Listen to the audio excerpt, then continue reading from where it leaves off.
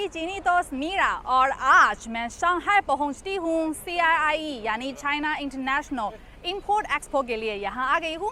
और शंघाई जैसे चाइना के मुंबई माना जाता है क्योंकि यहाँ बहुत ज़्यादा व्यापार हो रहा है और शंघाई में भी बहुत ज़्यादा भारतीय मित्र रखते हैं। और अभी मेरे पास मेरे एक घनिष्ठ भारतीय दोस्त हैं। नमस्ते। नमस्ते। सिंधु जी। और वे अभी चाइना में 70 साल हो गए हैं और शंघाई में 13 साल। 13 साल। और अभी हम मौजूद हैं यहाँ एक शंघाई में एक बहुत सुंदर पर्यटन जगह है। तो हम एक साथ हाँ यू गार्डन और हम एक साथ अंदर देखते हैं यहाँ।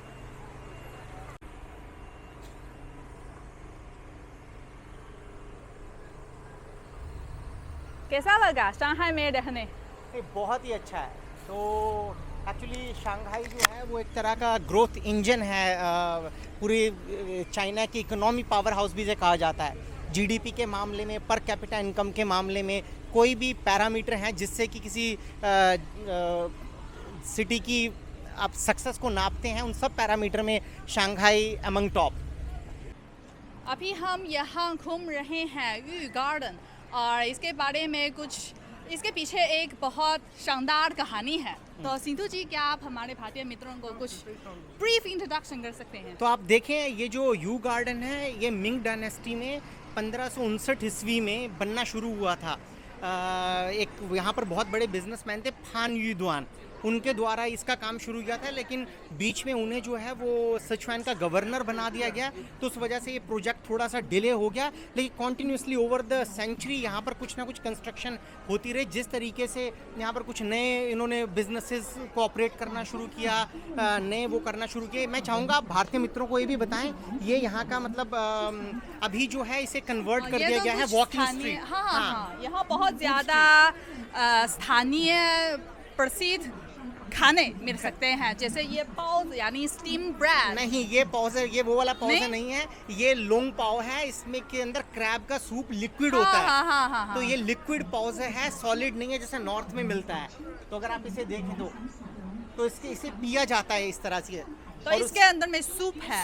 हाँ। इसके अंदर में सूप है, इसमें सूप को पकाया जा रहा है। और आप देख सकते हैं वे अभी ये हैंडमेड, ये चावज़े हैं, ये पौज है। यानी भारत में तो ये मोमो कहते हैं। हाँ। लेकिन भारत में मोमो ज़्यादातर इसके अंदर में राइस नूडल और चिकन मिलते हैं। हाँ। लेकिन यहाँ कैबेज राइस नूडल चिकन। हाँ, विभिन्न स्वाद वाले मोमोज मिलते हैं।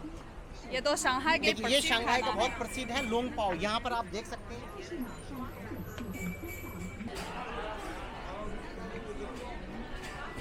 I miss you very much in Shanghai। और यहाँ विभिन्न प्रकार के खाने मिलते हैं। देखिए, ये चीनी परंपरागत ड्रेस भी मिलते हैं, ये बच्चों के लिए और ये मेरे लिए।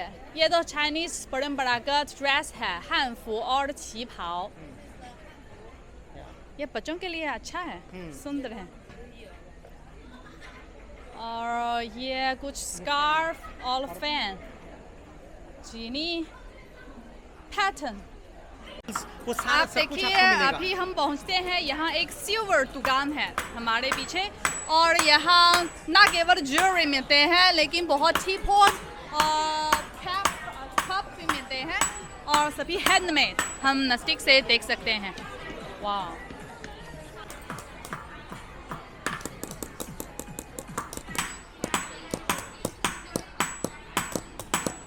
तो ये जो आप यहाँ पर देख सकते हैं, यहाँ पर सिल्वर की सिर्फ ज्वेलरी नहीं, कुछ घर में ऑर्नामेंट, जैसे ये प्रोस्पेरिटी के एनिमल माने जाते हैं, शीशियो। तो ये जो है सब कुछ मतलब आपके घर में कलेक्ट करेंगे और आपके घर से कुछ जाने नहीं देंगे।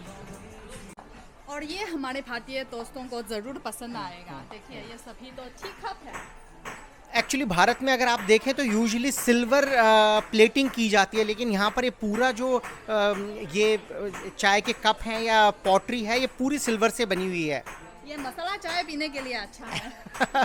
लेकिन साइज थोड़ा छोटा है इसका। हाँ, बड़ा होना चाहिए। सही है। हाँ, ये देख लीजिए, ये यहाँ पर आप दिखा सकते हैं अपने मित्रों को, ये इंडियन मसाला चाय पीने के लिए, ये शरबत गर्मियों में।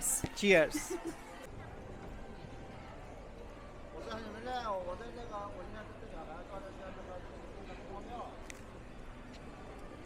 ओ देखिए शांघाई में लोग कितना फ्रेंडली है। अभी विद्यार्थी हाँ चीनी विद्यार्थी तो सिंधु जी के साथ फोटो खींचना चाहते हैं विदेशी लोगों के साथ। Senior high school Yes. Hello. चीनी विद्यार्थी Senior high school one class one. in Shanghai or where? Grade one. I'm from Neimenggu. Oh, Neimenggu, wow, yeah, you come to Shanghai for travel. Have you heard about India? 非常的漂亮。 उन्होंने कहा कि तो अगर भारत के बारे में बात करते हैं तो उनका सबसे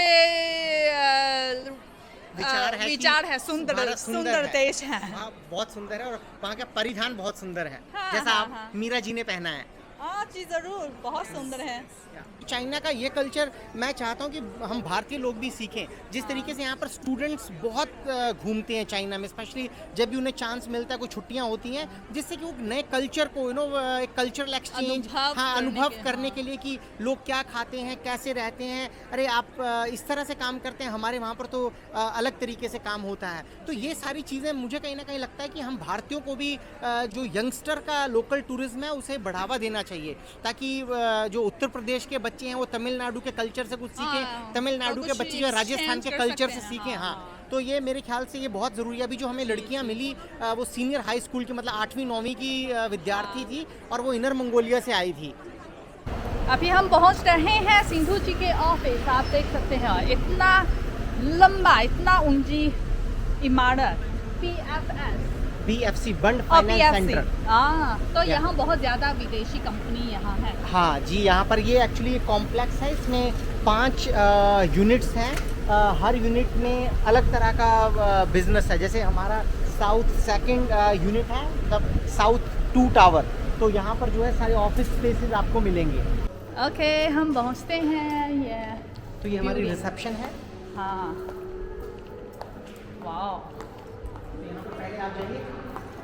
ओह फिर एक बार कैसे देखिए वेट यहाँ ये चेहरा स्कैन होकर ये आप जा सकते हैं। अच्छा है तो चेहरा स्कैन करके तो अंदर जा सकते हैं। ये स्कैन। और यहाँ पर हर तरह की जो 3 यूनिट में जो एलिवेटर है वो अलग अलग फ्लोर के लिए डेडिकेटेड है। जैसे हमारी ये 3 से 12 के लिए है। हाँ तो यहाँ पर भी जो है यहाँ एलिवेटर के लिए भी फेस स्कैन। जब मुझे 8 नंबर के एक्सेस है तो ये D नंबर यहाँ पर आएगी। तो अगर आप देखें यहाँ पर कोई फ्लोर नहीं है अंदर, क्योंकि आपको हर फ्लोर का एक्सेस ही नहीं है। तो सिर्फ आपके चेहरे के स्कैन से जो है आप उसी फ्लोर पर जा सकते हैं जहाँ पर आपको ऑफिस है। असंभव है। तो कैसे पहचान कर सकते हैं?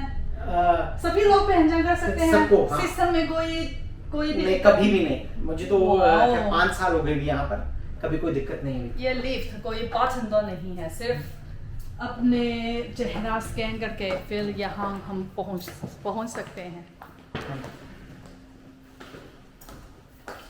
सभी जगह पे ये फेस स्कैन। पहुँचते हैं। ये भी कैसे खोल सकते हैं? ये इसमें चाबी है, जैसे ये ऑफिस की चाबी है। वाह NFC। वाह देखिए, जय हिंद जय भारत।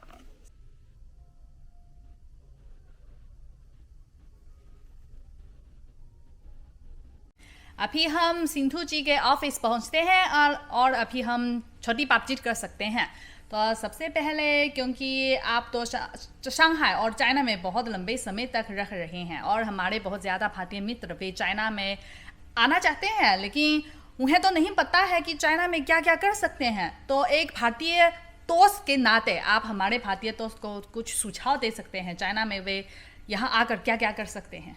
तो चाइना में दोनों ही तरह की अपॉर्चुनिटीज़ अवेलेबल हैं, चाहे वो आप यहाँ पर नौकरी करना चाहें या आप अपना व्यवसाय करना चाहें। व्यवसाय के उससे देखा जाए तो आप यहाँ पर रहकर एक ट्रेडिंग कंपनी फॉर्म कर सकते हैं और ट्रेडिंग एक्टिविटीज़ चाइना से कर सकते हैं। चाइना से आप जो है वो electronic, electrical, engineering, equipments, machinery, फिर chemical, basic raw materials, fertiliser या furniture and household item जो होती हैं उन सब का आप बिजनेस कर सकते हो, और बहुत आसान है मार्केट एंट्री लेना यहाँ पर।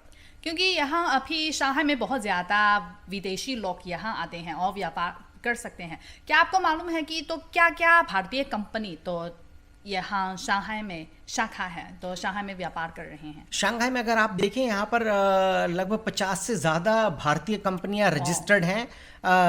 जैसे कि अगर आप आईटी में देखें तो इन्फोसिस, विप्रो, टीसीएस, उन सब के ऑफिसेज हैं। फिर अगर आप फार्मास्यूटिकल में देखें तो आपको यहाँ पर अरबिंदो फार्मा, सन फार्मा, वो सारी आपको कंपनियाँ यहाँ पर मिलेंगी। फिर उसके बाद आप ये पेट्रोकेमिकल में देखें तो रिलायंस इंडस्ट्रीज़ का यहाँ पर ऑफिस है। केमिकल्स या फर्टिलाइज़र या पेस्टिसाइड में देखें तो यूपीएल, हमारी कंपनी कोरोमंडल के ऑफिसेज यहाँ पर हैं। तो अगर आप देखें तो लगभग हर इंडस्ट्री में पैन सेक्टर्स यहाँ पर आपको हर तरह की कंपनी मिलेगी। तो इसलिए आप एक भारतीय व्यवसाय की दृष्टि से तो चीन और भारत के बीच ये व्यापार अभी भी बहुत ज़्यादा चल रहे हैं। देखिए असल में क्या है, कहीं ना कहीं भारत और चीन एक दूसरे को व्यवसाय में कॉम्प्लीमेंट करते हैं। कहीं पर जहाँ पर मतलब भारत बहुत अच्छा है फिनिश्ड गुड्स में, या जहाँ पर रेगुलेटरी रिक्वायरमेंट बहुत स्ट्रिंजेंट है और भारत उसमें खरा उतरता है, वहाँ पर चाइना भारत को कॉम्प्लीमेंट करता है रॉ मटेरियल सप्लायर के तौर पर। तो अगर आप कोविड के दौरान भी देखें, जो बायलैटरल ट्रेड है वो $125 बिलियन तक पहुँच गया था, जिसमें कि चाइना डेफिनेटली मतलब ट्रेड सरप्लस में है, ओवर $100 बिलियन। तो कहीं ना कहीं आप देखिए चाइना और भारत जो हैं वो एक दूसरे को कॉम्प्लीमेंट करते हैं बिजनेस फील्ड में। और क्योंकि आजकल शंघाई में ये अंतर्राष्ट्रीय आयात मेले आयोजित हो रहा है, आपके विचार में इस प्रकार के मेले तो विदेशी कंपनी यानी तो भारतीय कंपनी के लिए तो क्या प्रभाव पड़ता है? असल में अगर आप इस बार का थीम देखें, मैं बहुत इम्प्रेस्ड हुआ ये CII के बारे में पढ़कर। इस बार जो इनका मेन फोकस है वो सस्टेनेबिलिटी पर है, सर्कुलर इकोनॉमिक मॉडल पर है, how to reduce carbon footprint, या ये रिड्यूस, रीयूज, रिसाइकल। तो ये इनका मेन ऑब्जेक्टिव, और मैं बहुत उससे कह सकता हूँ कि भारत जो ये इस तरह की प्रैक्टिसेस हैं उन्हें सेंचुरी से सेम है। हाँ, कुटुंबकम। हाँ। तो वही मैं कहने की कोशिश कर रहा हूँ कि जिस तरह के कॉन्सेप्ट आज इंट्रोड्यूस किए जा रहे हैं, भारतीयों ने उन कॉन्सेप्ट को युगों युगों से जिया है। मतलब उन्हें सीखने की जरूरत नहीं है, लेकिन जो वो जी रहे हैं उसे किस तरीके से एक इकोनॉमी की फॉर्म में एक्सपोर्ट किया जाए, वहाँ पर मुझे कहीं ना कहीं लगता है कि भारत बहुत अच्छा काम कर सकता है और इस तरह के आयात मेले से सीख सकता है। हाँ, और क्योंकि आप तो लंबे समय तक चाइना में रहते हैं और शंघाई में भी, तो आपके विचार में जब आप पहली बार शंघाई आ गई उस समय से और अभी तक तो क्या परिवर्तन हुई? अगर आप प्री कोविड एरा में देखें तो कोविड के आने से पहले तक यहाँ पर फॉरेन इन्वेस्टमेंट और जो एम्प्लॉयमेंट था वो बहुत अच्छा था। यहाँ पर बहुत सारी विदेशी कंपनियाँ आती थी और आपको सड़कों पर बहुत सारे विदेशी लोग भी दिखा करते थे। लेकिन कोविड के दौरान अभी ये थोड़ा सा चेंज ये हुआ है कि now China start looking inward. पहले जिस तरीके से चाइना बहुत ज़्यादा फोकस करता था फॉरेन इन्वेस्टमेंट और एक्सपोर्ट के ऊपर, अभी उनका मेन फोकस जो है वो डोमेस्टिक कंजम्पशन पर है। हाँ। कि जो लोग हैं, जैसे अगर आप ऑटोमोबाइल सेक्टर पर देखें तो ईवी में मैं देख रहा था कि इतना ज़्यादा एडवांसमेंट हुआ है ये कोविड के दौरान। और यूरोप में अगर आप देखें, China become the number 1 EV exporter. They even beaten down जो जर्मन कार मेकर्स हैं, उन्हें भी इन्होंने बीट डाउन कर दिया है, BYD और ये इस तरह की जो चाइना की इलेक्ट्रिक व्हीकल कंपनीज हैं। जी जी जी। और मित्रों, आप देख सकते हैं हमारे पीछे जो शंघाई में सबसे प्रसिद्ध पर्यटन जगह है, इसका नाम है वाइथान। यानी यहाँ तो शंघाई के आर्थिक केंद्र हैं और हमारे पीछे ये तो हुआंगपू रिवर, हुआंगपू नदी, और वहाँ इसके पीछे वहाँ तो फूडोंग क्षेत्र और बहुत ज़्यादा ये वित्तीय कंपनी, वित्तीय केंद्र हैं, ये लंबे लंबे बिल्डिंग। तो मैं आपको थोड़ा सा ख्वांगफू नदी के बारे में बता दूं, ये 96 किलोमीटर छांगजांग रिवर की एक ब्रांच है और इकोनॉमी के लिहाज से बहुत इंपॉर्टेंट है। इस नदी का जो ड्राफ्ट है वो लगभग 9 मीटर है। इसका ये मतलब है कि 20,000 टन तक के वेसल को जो है वो ट्रांसपोर्ट कर सकते हैं इस नदी के द्वारा। और अगर आप बंड की बात करें तो ये ब्रिटिश ऑक्यूपेशन में रहा है लगभग 100 साल के आसपास, और उस दौरान यहाँ पर ये बंड पर जो है वो सारे ब्रिटिश आर्किटेक्ट आपको मिलेंगे। तो पहला बैंक जो उन्होंने इंट्रोड्यूस किया HSBC, उसकी बिल्डिंग आज भी है, telegraph centre, import export, custom house और उस तरह की सारी बिल्डिंग।